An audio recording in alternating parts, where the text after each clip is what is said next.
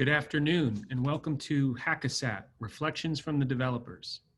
If you have questions for the speakers during this session, please enter them into the chat feature. And now we're pleased to welcome our moderator, Delia Ragis, Strategic Communications Specialist in the Information Directorate at the Air Force Research Laboratory. Delia Ray. Good afternoon, everyone. Thanks for joining us. As our speaker said, my name is Delia Ragis, and I specialize in strategic communications for the Air Force Research Laboratory's Information Directorate in Rome, New York. It's my honor to join you today as the moderator for this panel discussion among my teammates and the genius scientists and engineers who led us in the technical development of this year's Space Security Challenge titled Hackasat in the virtual aerospace village at DEF CON Safe Mode. Our team was filled with a diverse set of subject matter experts. We were distributed across 17 states during the event. No one could have predicted that a global pandemic would shift our plans radically just a few months out from the final event, but the team was amazing and we pulled it off. My role as the Chief Marketing Officer for the effort was to come up with a strategic communications campaign that provided tactical outreach and understanding to a global demographic of security researchers, as well as industry, academia, and DoD stakeholders who care about the security in space systems. On the panel today, we have a world-class lineup of our scientists and engineers for you to hear from our Air Force, our Space Force, and also our industry partners. So without further delay, I'll hand it off to the panelists to introduce themselves and talk a little about their role on the team. Over to you, Amanda. Hi, everybody. I'm Amanda Ozanam. I'm a senior computer scientist with the Air Force Research Lab. On the Hackasat project, I led operations and execution as a professional cat herder. This covered all acquisitions, contracts, legal, and logistics. Beyond this, I was also our liaison to DEF CON. Over the past decade, I've been working extensively with the non-traditional or hacker community. And some of the work I've enjoyed the most was when I was the Corps or Contract Officers Representative on the DARPA Cyber Grand Challenge or their Cyber Fast Track program. Hi, my name is John Marks. I'm a senior computer engineer with the Air Force Research Laboratory. My full-time position with the research lab is as our liaison to the Air Force Service Cyber Component. That is Air Force's Cyber or 16th Air Force here in San Antonio. Most of my time and attention is focused on technology transition activities and working with our warfighter to equip them with the cyber capabilities that they need. However, over the last year, I was also leading the technical development and management efforts for this project that we called Hackasat, and we're here to talk about today. Aaron, over to you. Thanks, John. Captain Aaron Bollin. I work at SMC, or the Space and Missile Systems Center Special Programs. I specifically run a team that focuses on taking and identifying new technologies and maturing them rapidly through space experimentation. So we have a lot of on-orbit expertise, which brings me to why I was involved with Hackasat. The team and I came up with the actual on-orbit component from a satellite perspective, as well as working through and developing all the on-orbit challenges. Over to you, Jason Latimer. Thanks, Captain Bollin. My name is Jason Latimer. I'm a principal engineer at Cromulence. I've spent 17 plus years developing operational space systems, and the latter part of that career really focused on bridging the gap between space and cyber. For the Hackasat competition, I was responsible for leading up the development of the flat set that we used for the finals competition and also helped with the game development and design. I'll turn it over to Jason Williams. Hi, my name is Jason Williams, CEO of Cromulence, a cybersecurity firm located in Melbourne, Florida. Our team led the technical development efforts for the qualifying and finals flat set portion of the Hackasat competition. Just a little about me. I'm a passionate security researcher and engineer who focuses a lot of my time on solving critical cybersecurity needs.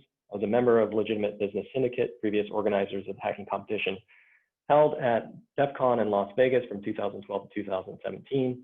I have competed in, organized, and contributed to multiple CTF or hacking competitions over the years. And thanks for having me on the panel today. Frank?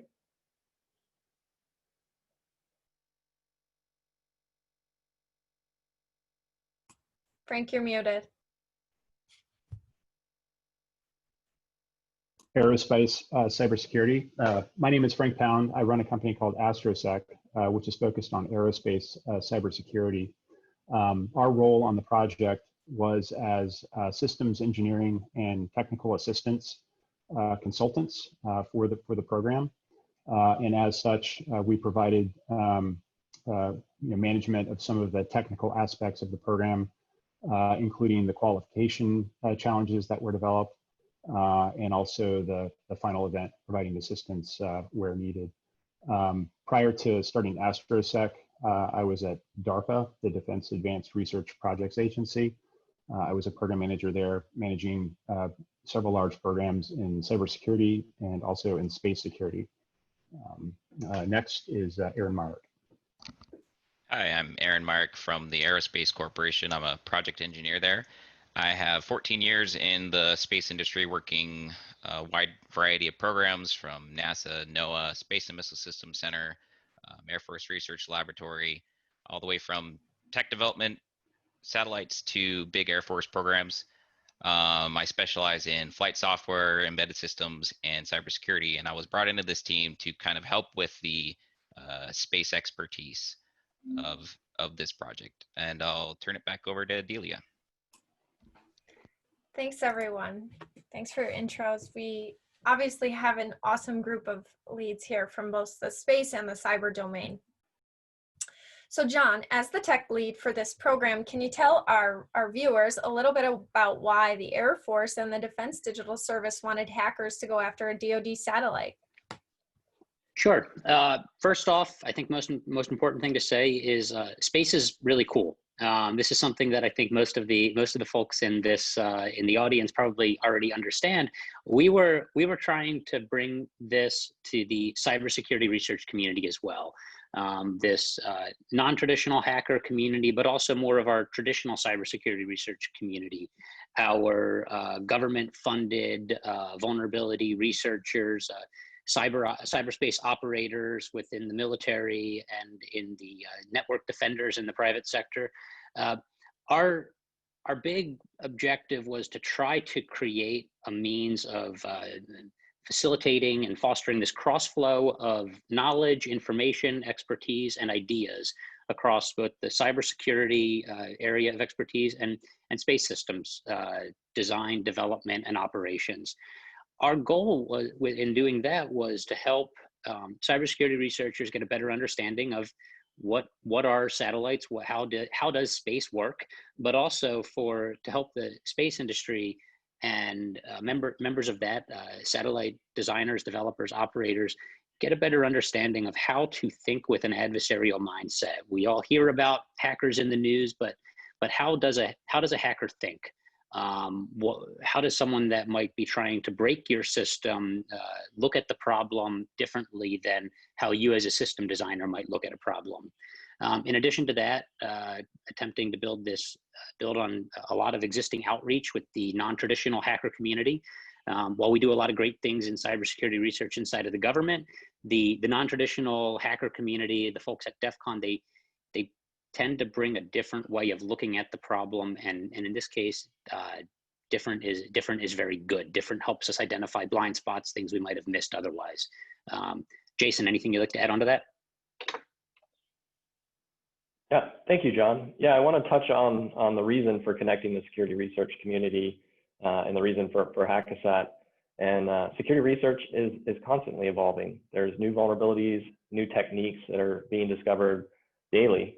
These new techniques and research, they just keep upping the ante from the attacker side. So we need to be proactive when it comes to developing these systems, when it comes to the security of these systems. We need to design in security from initial development throughout the entire life cycle. We're talking about systems here that have life cycles on the order of decades. There's still satellites in operation that were designed, I would say, in the 90s, and they still exist and they're still in use today. So these systems, they take years to development. And I'm thinking back to the 90s, and we're talking about Windows 95 and 98, where security was almost non-existent at that time. So we just need more security researchers in the industry. We need the existing security researchers that are out there to connect with the space and aerospace community. And it isn't enough to have them come in after the fact and to do a security assessment at the end. we need the researchers to be a part of the development team and include them within the entire life cycle of these systems. Amanda? So I think that John and Jason did a great job covering why we wanted hackers to go after a DoD satellite. I'd like to focus on why we wanted to do it at DEF CON. So for those of you who are unfamiliar, DEF CON is the world's largest and one of the longest running research or hacker conferences in the world. The Air Force and the DoD recognize the DEF CON community for their ability to attract security researchers from across the globe to find novel solutions to different security challenges. Now, there are many industries ranging from medical to automotive that have come to understand that the security implications of their products as being largely software or hardware dependent. These industries also attend DEF CON to allow their technologies to be hacked with the expectation that through allowing the security research community to identify unknown vulnerabilities, they can improve the security posture and resiliency of their own products. We wanted to open up a new research area to the community that isn't typically accessible. Back to you, Thanks, Dee. everyone. A lot of really great points, and I think understanding why up front is key to our audience. So let's talk a little bit about what we did. There were several components to this Capture the Flag event. There was a qualification event that took place in May, and then there was a final event that was supposed to take place in person in Las Vegas at DEF CON, but we had to pivot to a fully virtual event. So just to start, let's cover the qualification event. Frank Pound, I'm going to kick it off to you to give the audience some insight into that event. Yeah, so typically with DEF CON CTF, you'll have a qualification round. And it's probably one of the few parts of Hackasat that really wasn't affected by COVID, because typically qualification rounds are done virtually. And so the infrastructure, which was built by Jason and his team at Cromulence, worked very well for that part of the event. And then Delia and the Air Force team that did public relations part of that did an excellent job at getting the word out through various social media platforms to generate some excitement. And so we did have the excitement from the hacker community, and then we had the excitement from the space community, and that's exactly what we were looking for. Then comes down to the development of the actual challenges for the qualification round. So there's several categories typically in a DEF CON CTF quals. So we had set up several categories that dealt with things like orbital dynamics, traditional hacking constructs, how to deal with buffer overflows and things like that. But the goal was to really blend the topics of space and cybersecurity together in a compelling set of challenges to draw that interest, get as many experts as possible to participate, and from there be able to sort of neck down to the top teams on the planet. And I think we really answered the mail on that one, and we ended up with some excellent teams that went into the finals that was held virtually at DEF CON. So it was great. I actually got to write one of the challenges, the Apollo Guidance Computer Challenge, which was really fun to take a look at what the Apollo software engineers had to deal with in the limited processing power of the computers back in those days. And then we had other people developing challenges that dealt with very, I guess from the hacker community perspective, things that were very esoteric regarding things called quaternions in mathematical calculations to determine where certain things are in space at certain times. And so we covered the gamut, and it was very successful. Jason, I think you're next. Thanks, Frank. Yeah, a lot going on with the qual event, and I think the down select really helped us get to that final. Actually, we had 10 teams that placed in the finals, and the reason we did that, we had 2 backup teams in the event that we couldn't have. One of the top 8 teams couldn't make it to the finals, which actually indeed did happen. PPP made it into the the first place slot. I'm pretty sure it was, they were first place, but they're also huge competitors in the DEF CON CTF. And they knew they didn't have enough team players to participate in both at DEF CON. So they actually chose to participate in the DEF CON CTF. So the 9th place team was actually promoted up into the top 8 for the final event. So now let's talk a little bit about that final event. It was supposed to take place in person, had to pivot to a virtual event. And there were 2 big components that we had broken it up into. There was the ground-based and flat sat component, which Jason's team really took the lead on. And then there was the on-orbit portion, which our Space Force took the lead on. So let's first talk about the ground-based components and the challenges. And I will pass that over to Jason Latimer to give us a little more detail on that. Thanks, Delia. So for the flat sat component of the finals competition, we had a set of 6 scenario-based challenges that had teams trying to regain control of a satellite that had been compromised by a fictional adversary.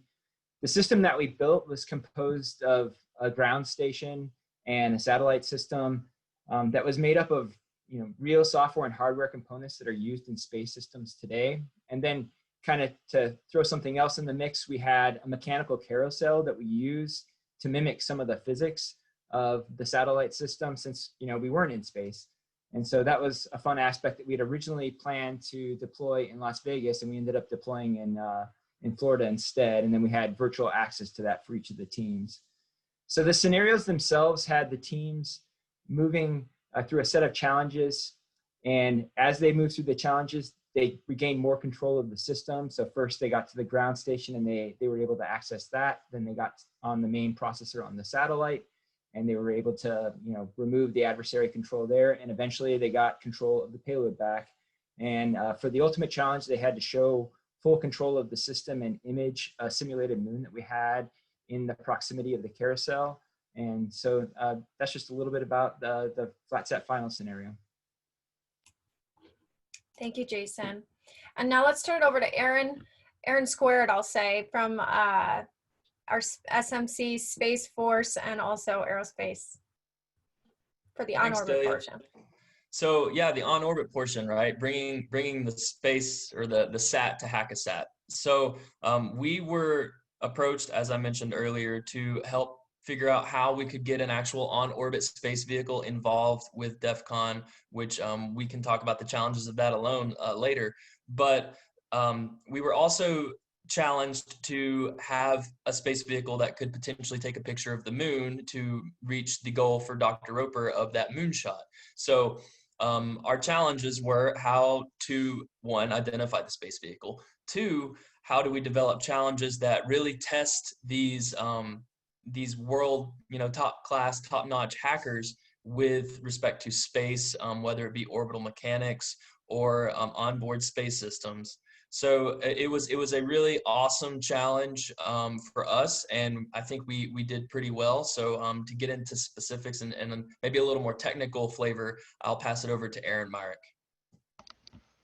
Yeah, so it was really interesting trying to come up with a challenge that someone with a hacker background and probably a math background as well could do on a vehicle and still be palatable to the satellite owners. So we still need to maintain operations of the vehicle after DEF CON. It's not just an end of life, we're just going to do something and then it'll be done. That vehicle owner needed to maintain operations afterwards. So we coalesced on a certain set of commands that would allow the competitors to initialize the attitude control, slew the vehicle, configure the camera, and take a picture. And this challenge involved managing 2 vectors by the competitors. So they had to first point the camera at the moon, and then we kind of threw them for a little bit of a loop and said, hey, by the way, we want you to point this certain panel at the Earth as well. So it's not just slew to the moon, take the picture.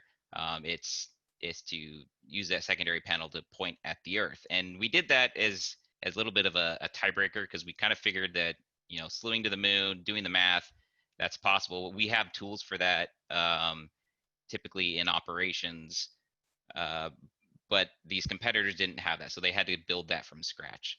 And the interesting part about this is when we gave them the error slop in these different vectors, the winning team actually went and decided to, work within that box that we gave them. And as typical hackers, they explored the bounds of that box. And so they used that initial pass-fail vector and the error within it to kind of optimize the tiebreaker and come up with the winning solutions. That was actually pretty cool to see.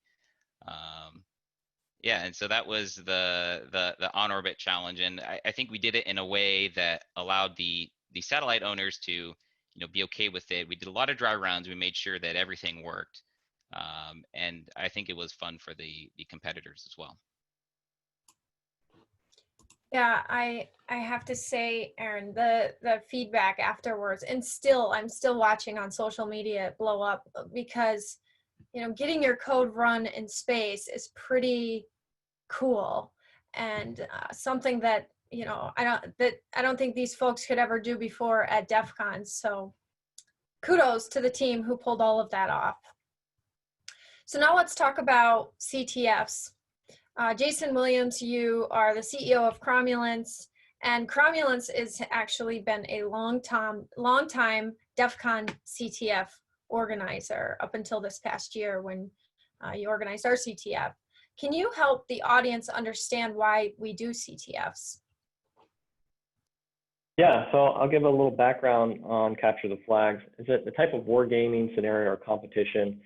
The name comes from the game we might have played as kids where, we would capture the flag and bring it back to our base. In this case, you solve some type of challenge or prove that you solve that challenge, and you get a flag or something that you can use in exchange, and basically we score on that.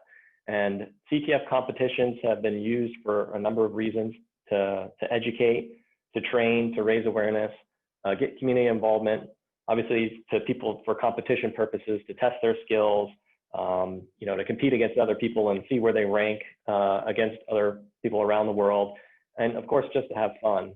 And so what we saw with Hackasat was two types of CTF competitions. We saw a Jeopardy style competition, which is largely similar to the Jeopardy game, and then we've saw for the final event scenario-based competition, and where they followed a storyboard. We also have other types like attack defense, which you see at DEF CON CTF, that have the competitors attack and defend aspects of each other's systems. Thanks. And just to follow up, how would you say they've changed over the years, and perhaps where they might be going in the future? Yeah, what I've seen is that there's just far more organizations that are involved. Capture the Flag competitions are growing. There's events, multiple events even, occurring every weekend. They're being sponsored by commercial companies, and being sponsored by the Air Force, and just more teams are participating. They're getting better. The games are becoming more professional. Some events are sponsored. The prizes are getting better. You have teams that are training year round, like TPP from Carnegie Mellon University, that have existed for a number of years, and they just have a team of folks that compete and train, and they are elite, truly elite hackers. And the game is, competitions are becoming mainstream. I would say even approaching esport level. They're used, again, to generate interest, to raise awareness, and just for fun. People like me, we really have enjoyment out of creating these games and watching people compete in it and struggle to solve it, and also to learn something. It was an education aspect there, and it was very fulfilling to see something that you created that somebody would solve, and they would get that enjoyment from it, and they would learn something from that. And so it's very important. I think we continue this, we continue to grow it. I think of it as a competition of the mind, if you will. And I feel like this is just one of those areas that we'll see maybe a approach as an esport aspect, and we'll see it, televised on TV one day. At least I hope, anyways. It's an interesting way to put it, because they have similar competitions for race cars, and they continue to improve those cars based on those races.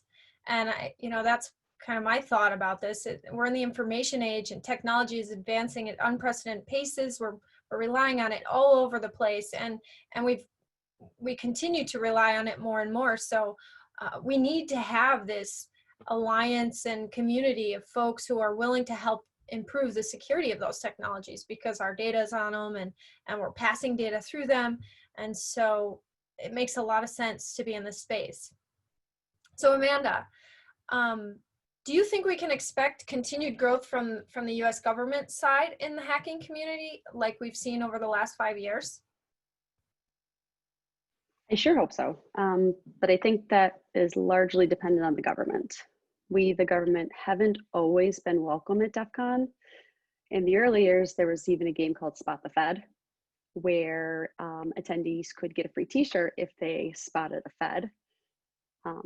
What anyone who wants to work with this community needs to understand is that the community operates in the spirit of openness, verified trust, and most importantly, mutual respect.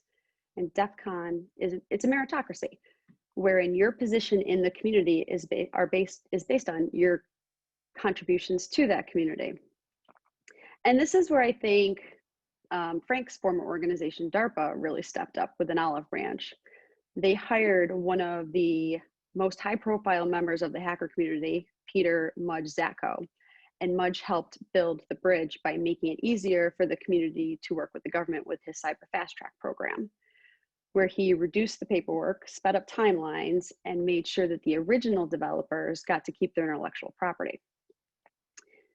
In 2016, DARPA built upon the DEF CON relationship with their Cyber Grand Challenge program, where teams were awarded contracts or prizes to develop automated cyber reasoning systems, systems that could discover, prove, and correct software flaws in real time, but with no human interaction.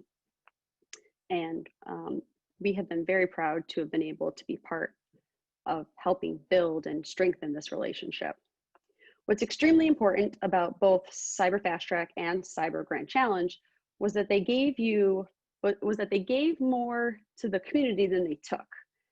For our Space Security Challenge, we had two main focus areas: our Hackasat CTF, but something that we didn't talk too much about was our educational workshops. They were incredibly valuable to the community.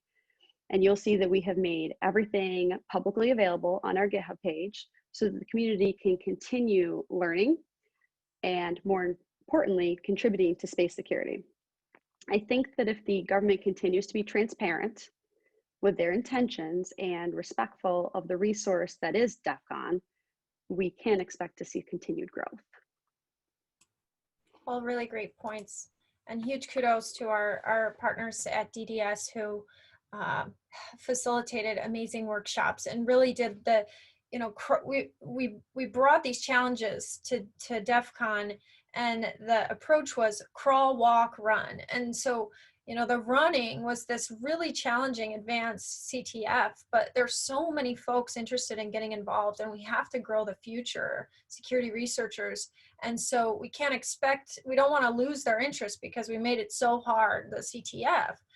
So our partners at DDS did a great job at bringing forward some amazing workshops to get, grow interest and test those skills at the crawl walk stages. And perhaps those folks will graduate into more challenging CTFs as they continue to dabble in this space.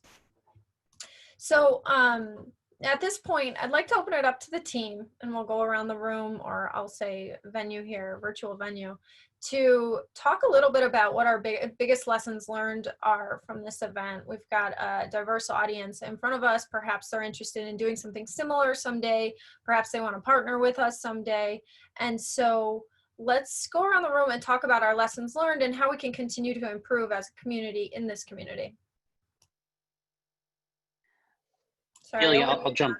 Yeah. Thanks. I'll jump in. Yeah, and the thing that I want to pile on and echo with what you and Amanda said was our partners at DDS. I know that we don't have much representation here today, but I got to say they were phenomenal group of folks to work with, and it was they really did a tremendous amount of heavy lift while the Hackasat sort of stole the center stage.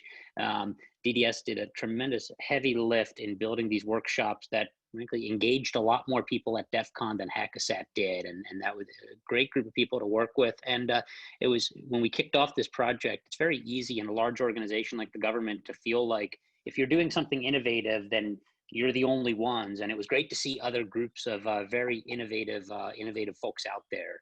But to answer your question about what the big takeaway from Hackasat really comes down to that, and I'll keep saying it over and over again, it's this cross flow of knowledge and information across these different domains. We did an outbrief with a team recently, and they talked to the different kinds of skills with RF engineers and embedded systems people and software developers and folks that have built satellites in the past, and just the way that they were able to construct that team and have the team work together effectively, where everyone knew what they were good at and they knew enough about the other domains to know that they weren't the expert in that domain, even though they were the expert in their own. That's really what it was, being able to develop this sense of understanding from the development community into the implications of cybersecurity and vice versa. So with that, Amanda, you want to add on? I think we were all surprised at how supportive the community was. I remember in the early days of planning, and Delia touched on this earlier, we were all worried that no one would show up. And I know I was in shock when we had over 2,000 teams for quals with over 6,000 unique registrations. A big lesson for me was how important our messaging and our promotional campaigns are. When you're working with the hacker community, you have to communicate them in the media that they want the most. And so we understood the community, wanted to receive information. So we promoted on platforms like Twitter and Reddit and ctftime.org. And we were really excited that Wired had picked up an early article about the event. So that definitely happened. That definitely helped. But let's be honest, I think the prize money was nice. And I think the real incentive was bragging rights of getting to say that your code ran in space. Hey, Jason Williams, since you had to put together this whole thing. Yeah, I think for me, one of the lessons learned that I saw was just how involved the cybersecurity community wants to be. I saw so many people posting how exciting the game was at quals and at finals. I mean, we just had a question that just came in about it, and let's be frank, I mean, space is cool. It's like really cool. It crosses so many engineering domains. Who didn't want to be an astronaut at some point in their life as a kid? And the security community wants to be a part of that. They would like to be involved with these systems. They would like to secure these systems. They would like to learn more about these systems. So openness and transparency, and getting access to more of these systems going forward. And we need the space community, the aerospace community, to be open and available and receptive to that. And that's what we were trying to accomplish with Hackasat, put on a game that brought those two communities together and raised that awareness. And I think we did a good job of that. Now we hand the ball off maybe to the aerospace community to take that forward. Yeah, one thing I'd like to add to that is, we talked a little bit about how far-reaching the influence of the activity was, but for me, seeing the next generation, I had nieces and nephews, middle school age kids who were just glued to the Hackasat website and the YouTube channel all weekend during the event, just excited about what they were seeing. And, we keep saying space is cool. Well, cybersecurity and hacking is cool too. And it was really, really neat to see that, not only are we getting the current space and cyber communities together to start, bridging that gap, but we're also getting the next generation of engineers and scientists excited to work in both space and cyber. So that was my big lesson learned. Yeah, I think I'll pile on a little bit here. So I've been going to DEF CON for 10 years. And for me, this was the first time that, I get to live space day in, day out. This is the first time that I got to see space happen at DEF CON. So that was really cool to see. And it was eye-opening for me how open this community is to learning about a subject that, I deal with every day. So to me, it's, yeah, okay, space is cool. Yeah, I deal with it every day. But these hackers don't get to do that. And so being able to go there and have conversations with people, and even though it was virtual this year, but embracing that eagerness to learn is I think one of the lessons that I got out of this, and it was really cool to see. Sorry I interrupted you, Aaron. I'll let you go now. No, Aaron, you're good. So I'm glad you went first. So this was my first DEF CON. And so I didn't really come into it with the full understanding or appreciation, I guess, of how unique the Hackasat Challenge was. So living vicariously through Aaron's excitement, as he just mentioned, but also really just appreciating how much of a true learning opportunity DEF CON is. Not even just with the Hackasat, but I mean, all the other things that go on at DEF CON, and being able to, go to and experience the talks and the workshops and things like that. As a Fed, right, as that one of those government people that usually wasn't welcome, I see a huge opportunity for folks in the government to go and learn and really kind of get exposure to things and viewpoints even that we don't normally get. So that, I think, for me was probably the biggest takeaway. Yeah, from my perspective, I think as we went into finals and finals concluded, one thing that stuck out to me, there was a couple things, but this one thing is that one of the teams sort of had this obsessive compulsive disorder with resolving the on-orbit challenge with some amazing precision, and they were really good at it, far beyond what the other teams were doing. Even though some of the other teams solved it, this team was just really, really good. And then we had other teams in finals that were really good at the more cybersecurity related challenges. And so that sort of demonstrated the gulf between the two communities that we were trying to bring together. And I think it really did a good job of doing that. Moving forward, if there's another Hackasat 2 or if DEF CON picks this up as a mainstay, I think we're going to see the blending and merging of these two communities, because as Jason Williams said, who didn't want to be an astronaut when they were a kid? And hackers and aerospace engineers, I think, organically have the same DNA, and we all love kind of working on really hard technical problems and solving them. Hacking kind of seals the deal with that kind of thing for the hacker community to work on space domain related things. The other thing that I was sort of thinking about as the competition concluded was, sort of going back to the creation of the internet back in the late 60s and early 70s when it was called the ARPANET. There was big strategic decisions made technically about like packet switching and circuit switching and things like that. They were just trying to get it to work. At the same time, there were security studies done about time sharing systems and things, and they were published reports about things, and this is 1972, regarding topics like virtual machine breakouts and buffer overflows. Again, 1972, I was 2 years old at that time. These papers were published by the Air Force out of Wright Pat. It's almost as if those papers were never picked up and read. And I think one of the great things about Hackasat is we got the word out through the public affairs folks and through the social media platforms. And none of that existed back in the early days of the ARPANET. And so maybe that had something to do with all of the inherent flaws in the internet moving forward and all the things we've had to go back and Band-Aid and patch.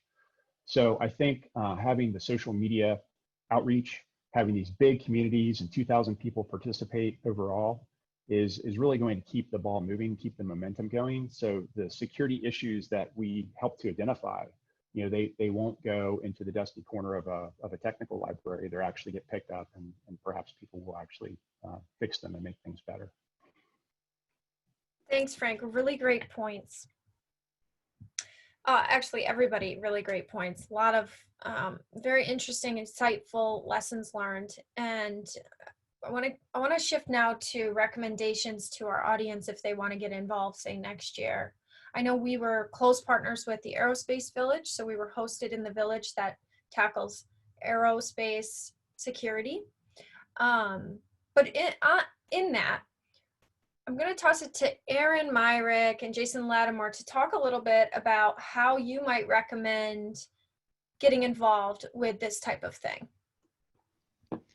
Yeah, so I mean, let's face it, space doesn't have a good reputation for being open and sharing. So I think that's one of the things that we kind of have to get over ourselves about. Like, you know, space is becoming more open for people, and the hardware, the software is getting out there and is becoming more commoditized. So we have to get over this sitting in a high tower, no one's ever going to be able to touch us anymore. We have to get involved with the community, start sharing our expertise um, with them, and also be able to take a seat and listen and learn. And I really think that, you know, having that two-way communication can help us in the space community as well as the security researcher community. Jason, did you want to add anything else to that? Yeah, so I'll add on a little bit. You know, I think the main thing is be open and willing to share. The components that we use within the Hackasat competition were really selected for two reasons. One, you know, we wanted to use things that were actually being used in space systems today, so they needed to have some heritage. And then two, we had a short development time frame, so we needed things that were accessible. So, for example, we used NASA's core flight software for the main flight software on the FlatSat. We used Ball Aerospace's Cosmos command and control system for the main component in the ground station. Those are both things that, you know, fly real satellites today, and at the same time, they're open source. So the one thing that I'd say, if you want to be a part of it, we'd love to have additional exemplar flight and ground systems in the future. So if you want to participate, we just ask that you know, bring us more of those. Bring your stuff. Thanks, Jason and Aaron.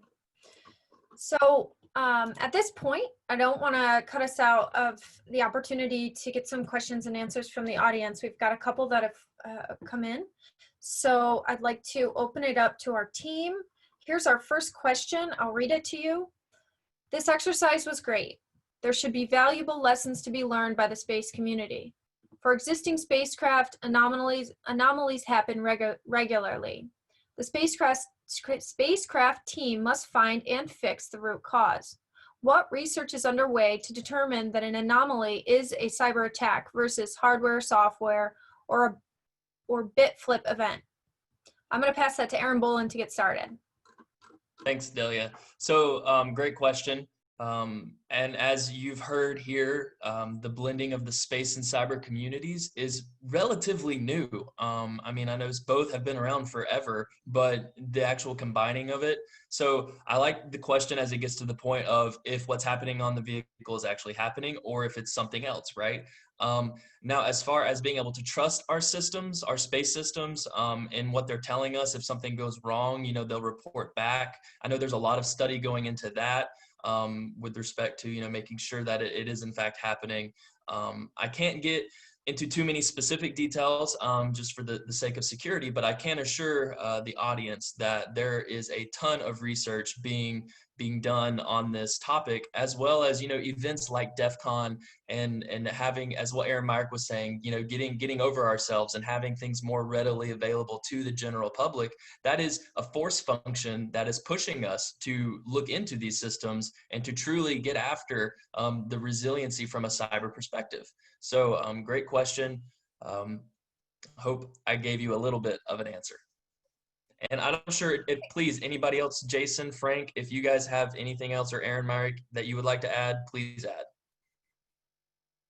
Yeah, I heard some things. I mean, as a security researcher, I heard some things that excite me. I heard bit flips and software anomalies and you know, resets, and I'm reading in a little bit to that, but those are things that I look for, right? You know, those are open areas of research in the security community.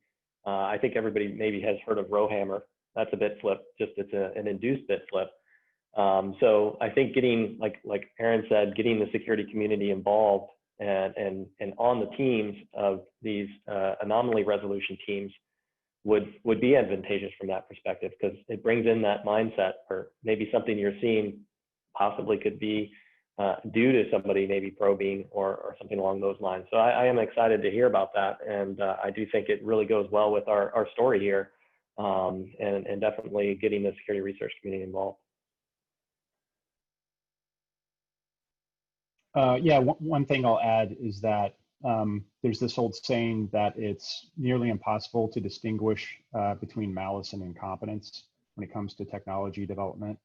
And so I think we sort of drove that point home that with the new technology that we're putting into space, it's probably a very smart thing to do to perform more testing, more evaluation, build more instrumentation, and provide that introspection needed to attempt that anomaly resolution, like Jason Williams was talking about. Without having visibility into the internals of a system, you make it that much harder to kind of figure out, you know, was that malice, or was that just a dumb bug in my code that I introduced during the process. So that's an important thing to remember. More introspection, I think, is super important. Do we have anybody else that wanted to give any feedback on that? All right, we'll jump to another question here. So everybody's wondering, would you do it again? Or are there plans for next year? Do we have anyone up to hit that answer? So I'll take that one on. Yes, I would absolutely do it again. I think the Cromulence team would absolutely love to do it again. As far as plans for next year, if there was a next year, you know, one of the things the organizers of these hacking competitions tend to do is keep it a secret and bring it as a surprise, make it interesting. That way it is a competition of the mind. It isn't a competition of tools or training or anything like that. I mean, training comes into that, but I would say that would be a surprise, but hopefully better than what was done this year. Maybe a more realistic flat sat is one of the things that we've been looking at. You know, we would really like to bring in a more realistic physics environment, even if it is done on the ground or possibly done in space. So from an SMC perspective, right? So Space and Missile Systems Center, just for everybody's awareness, is the acquisition arm for the Space Force. And we look at opportunities to do, you know, events like this, you know, the kind of red versus blue, if you will, as really great incubation efforts to develop our technology faster. So when you talk about, you know, acquisition reform and actually developing things quicker, you know, these are great opportunities for us. So if we are invited back to play in DEF CON, I know that my leadership fully supports. I think that, you know, we would love to come up with some really cool and unique things to do for the sake of not doing the same thing twice, right? So maybe potentially adding some other rigor, as Jason was saying, you know, on the ground as we develop space systems. You know, we don't always do it all in space first. We do a lot of things on the ground in that development area. So I think there's a lot of really cool things we could get after and really, you know, inform the community, but also be informed by the community on. So yeah, in short, personally, Aaron Bollin would love nothing more than to be involved. And I think, again, if we're invited back, we could make some really cool things happen. Thanks, Aaron. So I want to be cognizant of time. We've got a few minutes to wrap things up. So I'm going to hand it off to Frank to just give us some closing remarks and then have you pass it off to John and then Aaron Bollin. Yeah, I think it's going to be a really exciting adventure to see what comes next. I think there was a lot of really great lessons learned out of this effort. I think a lot of that went right back into the DoD to reevaluate maybe how they do training and how we move forward with the Space Force and how we integrate cyber operations with space operations. In the commercial sector, you know, we can see, you know, just even last week, SpaceX launched yet another 60 Starlink satellites up, and I think they're up to a total of 800. So they are the largest satellite operator now in the space of 2 years. So I think we launched our first Landsat in the 60s, and within the space of 2 years, SpaceX has launched more satellites than have been launched, you know, to date. So things are changing very quickly. And I think the Hackasat project opened everyone's eyes to how fast and how rapidly those changes are going to alter how we think about cybersecurity, especially with our space systems. In terms of the commercial sector and them adopting a lot of the things that came out of this, I think Aaron Myrick and Jason Latimer highlighted the use of the open source tools that were produced by Ball Aerospace and NASA's efforts to open source a lot of its tools. I think a lot of those open source components and libraries are in use by the commercial sector, and they can only benefit by having more eyes on those software repositories and more exposure through kind of what we're doing here. So I'm pretty excited about the future.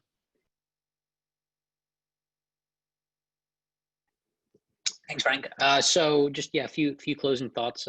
We're still figuring out how all of these lessons learned that Frank just referred to might advise and guide future efforts. I mean, the implications for workforce development, identifying and building red teams, red team capacity that we know that we need to support our systems within the government, standards for cybersecurity, how we conduct vulnerability research and include the public in this vulnerability research, and for the cyber defense of space systems. There are all these implications. They're substantial, and there's many, and we still are working through figuring out how we can apply these lessons learned in the form of new processes and policies.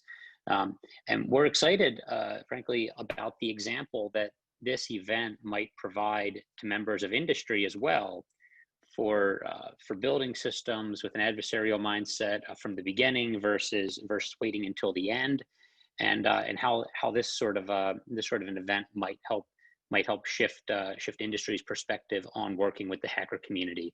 I would say I think this year met or exceeded all of our expectations as a team. We had thousands of competitors show up and compete in the quals, and all of the challenges were solved in the final event, although with great difficulty, of course. They were meant to be exceptionally hard. The feedback and responses from competitors and observers was mostly positive, with some very constructive feedback and criticism on parts where we could have done better. And if anyone in this audience has any other ideas or feedback, we would absolutely welcome a dialogue at some point after the panel. That's all for me. Thanks. So from a government and specifically an SMC perspective, we, and as has been said over and over again here, traditionally, in years past, the government wasn't so welcome at DEF CON. And I think the same is kind of true vice versa, right? So we got a little bit of pushback when we wanted to do this year from other, sister organizations saying, why would you go out and do this? They thought it was a security threat, things like that. But I think, it was a huge success for us to be able to show that, no, actually, this is the type of event we need to do as we move forward as a new force, right? Going after these non-traditional engagements to not only identify incredible talent, like we keep talking about with these hackers, but also just to be able to engage the public from a perception standpoint, as well as just an education standpoint. So I think that, not only, as I mentioned earlier, looking forward to hopefully being able to participate in future DEF CONs, but really just leveraging even other events like DEF CON in our development, in our training, in our workforce, just all encompassing. It's just goodness all around. So I really appreciate the team for inviting us along, and as well as the folks here today for having us being able to talk.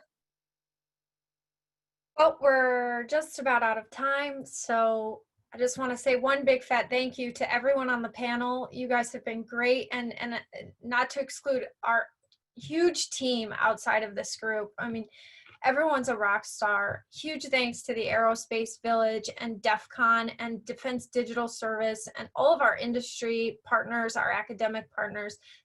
We did not do this in a vacuum. We had so many partners, and it was fantastic to see everyone come together and work as a team amid a global pandemic. So thank you AIAA for having us, and thank you everyone who joined to watch our story.